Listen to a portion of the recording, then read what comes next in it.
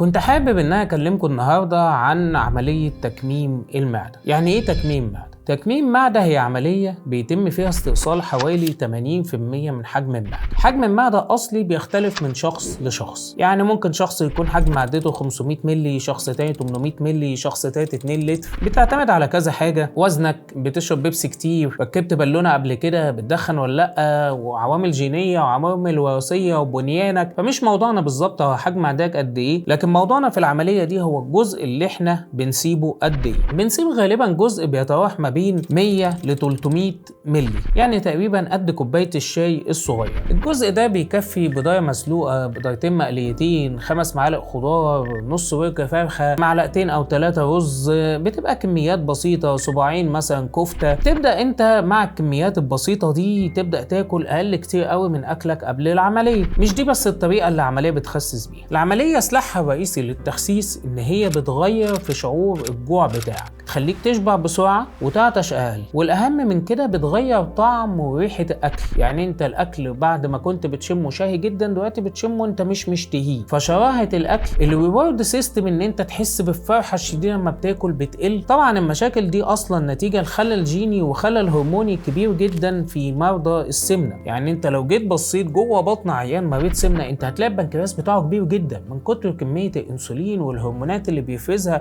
اللي بتخلي الشخص جعان طول الوقت. ففي ناس متخيله ان السمنه هي مشكله ضعف اراده. السمنه عمرها ما كانت ضعف اراده، والا عمرنا ما كنا هنشوف حد تخين ونجح في حياته. ما بنشوف ناس رؤساء شركات ورؤساء دول وقادة جيوش، حتى إريل شارون القائد الاسبق لاسرائيل ما هو كان مريض سمنه مفرطه. فقال هو عنده مشكله مع الاراده؟ السمنه عمرها ما كانت مشكله إرادة. السمنة هي مرض جيني ومرض وراثي نتيجة لخلل كبير جدا في الهرمونات الخاصة بالجهاز الهضمي. عملية التكميم إلى حد ما بتبدأ تعالج الخلل ده، بتبدأ تزود حاجة اسمها جلوكاجون لايك بيبتايد، جي ال بي 1 وجي ال بي 2.